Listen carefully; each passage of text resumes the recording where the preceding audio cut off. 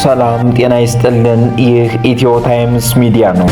አቶ ጌታቸው ረዳ የትግራይ ሕዝብ ለሰላም ለመብቱና ለወደፊት ዕጣ ፈንታ በግልጽ አቋም እንዲቆም ጥሪ አቅርበዋል። እንመለከተዋለን። የሱዳን ሉዓላዊ ምክር ቤት ሊቀመንበር ጀነራል አብደል ፈታህ አልቡርሃን ወደ ኤርትራ መዲና አስመራ አቅንተዋል። የሁለቱ መሪዎች ግንኙነት ለቀጠናው ምን አንድምታ አለው? በዝርዝር እንመለከተዋለን። ከአሶሳ ተነስቶ የሱዳን ጉምሩክን የሚያቋርጠውና ቢ40 በተሰኘው አውራ ጎዳና ላይ የሚገኘው ድልድይ መሰበሩ በቀጠናው ላይ ከፍተኛ ወታደራዊና ኢኮኖሚያዊ ጫና እንደሚያሳድር ተጠቁሟል። በዝርዝር እንመለከተዋለን። እስከ መጨረሻው አብራችሁን ቆዩ።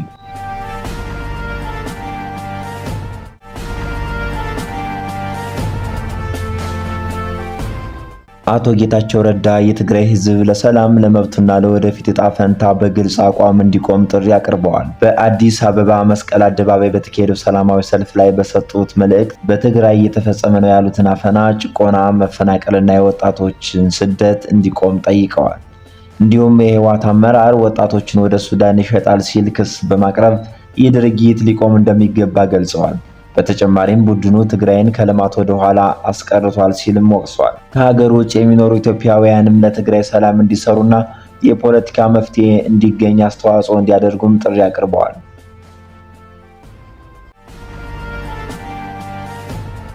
ሱዳን በደም አፋሳሽ የእርስ በርስ ጦርነትና በከፋ የሰብአዊ መብት ቀውስ አዙሪት ውስጥ ወድቃ 3 ዓመታት በላይ አስቆጥራለች። ይህ የሀገሪቱ ታሪክ በጥቁር ጠባሳ በተሞላበት ወቅት እና ዓለም አቀፍ ዲፕሎማሲያዊ ግፊቶች በበረቱበት በዚህ ሰዓት የሱዳን ሉዓላዊ ምክር ቤት ሊቀመንበር ጀነራል አብደል ፈታህ አልቡርሃን ወደ ኤርትራ መዲና አስመራ አቅንተዋል። የጀነራል አልቡርሃን ልዑክ አስመራ ሲያርፍ የአቪዬሽን ፕሮቶኮል ብቻ ሳይሆን የቀጠናው የጦርነት ጥምረት ይበልጥ የጠበቀበትን ሁነት የሚያሳይ ነበር።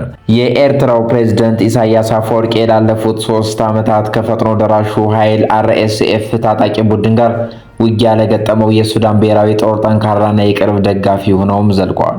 የኤርትራ ማስታወቂያ ሚኒስትር የማነ ገብረ መስቀል በማህበራዊ ሚዲያ ገጻቸው እንዳረጋገጡት ሁለቱ መሪዎች በሁለትዮሽ ግንኙነት፣ በሱዳን ወቅታዊ ቀውስና በቀጠናዊ ጉዳዮች ዙሪያ ሰፊ ውይይት ያደርጋል ተብሏል።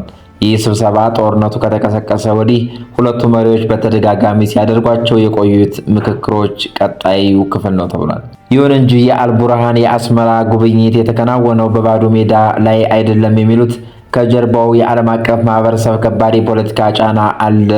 የሱዳን መከላከያ ጦር አዛዥ አስመራ የገቡት በኢንዱስትሪ የበለጸጉት የቡድን 7 ሀገራትና የአውሮፓ ህብረት የሱዳን ብሔራዊ ጦር ፈጥኖ ደራሽ ኃይልና አጋር ታጣቂ ቡድኖች በአስቸኳይ ግጭት አቁመው ወደ ቀጣይ ድርድር እንዲመለሱ ጥሪ ባቀረቡ ማግስትም ነው ተብሏል። ዓለም አቀፍ ኃይል በአልቡርሃን ለሚመራው የመከላከያ ጦር ግልጽ መልእክት አስተላልፏል።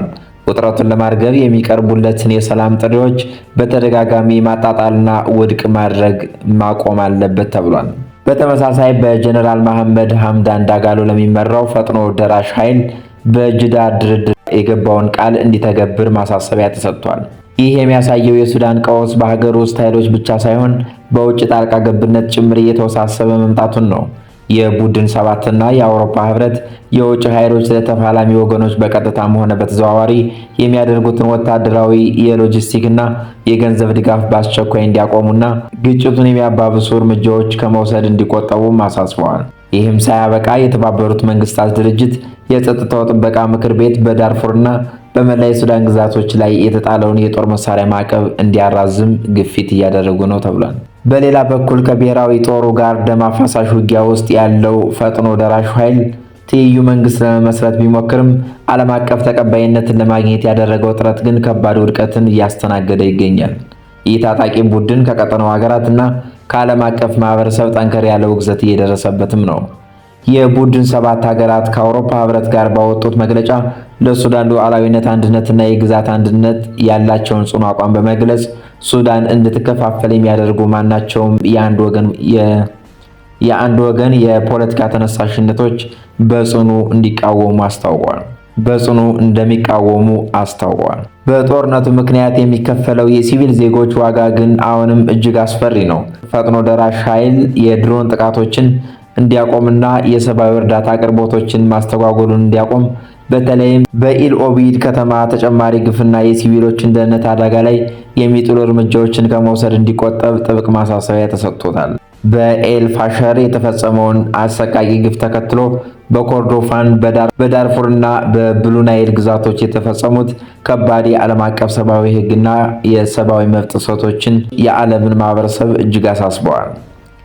በአስመራ የተጀመረው የሁለቱ መሪዎች የጦርነት ዲፕሎማሲ ሱዳንን ከገባችበት የእልቂት አዘቅት ያወጣት ወይስ የቀጠናውን ፖለቲካ በማናጋት ጦርነቱን ይበልጥ ያራዝሙ የሚለው ጥያቄ በሚሊዮኖች የሚቆጠሩ የሱዳን ተፈናቃዮችና ዓለም አቀፍ ማህበረሰብ በስጋት እንደሚጠብቁት አንገብጋቢ ጉዳይ ሆኖ ቀጥሏል።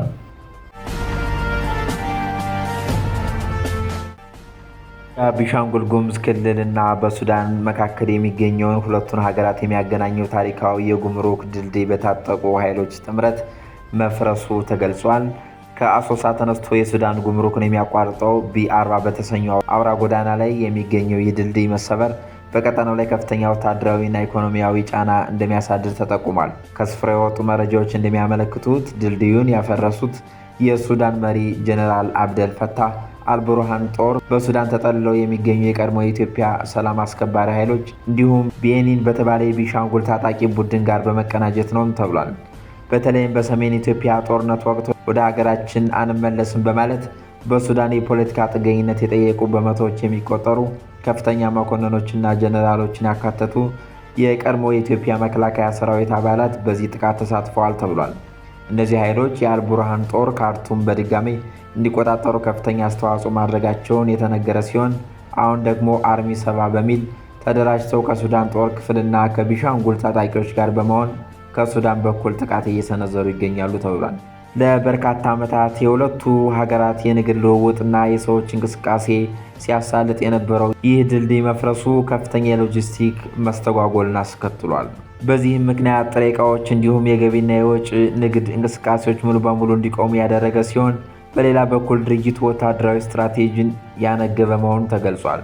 ተቃራኒ ጦርን እንቅስቃሴ ለመግታት ድልድዮችን ማፍረስ የተለመደ ወታደራዊ ስልት ሲሆን ይህም በሰሜን ኢትዮጵያ ጦርነት ወቅት በወልዲያና ጋሸና አካባቢዎች ከታየው የድልድዮች መፍረስ ጋር ተመሳሳይነት አለውም ተብሏል።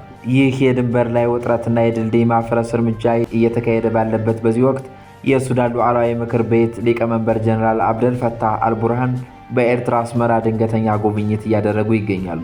ጀነራሉ ከኤርትራ ፕሬዝዳንት ኢሳያስ አፈወርቂ ጋር በቀጠናው የጸጥታ ጉዳዮች ዙሪያ እየመከሩ ባለበት ወቅት በጉምሩክ ድንበር ክስተት መፈጠሩ የጉዳዩን ፖለቲካና ወታደራዊ ስፋት ይበልጥ አጉልቶታልም ተብሏል።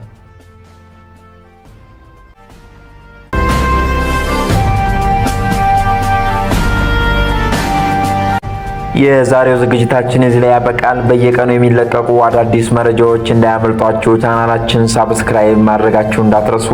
ቪዲዮውን ከወደዳችሁት ላይክ እና ሼር በማድረግ ድጋፋችሁን አሳዩን።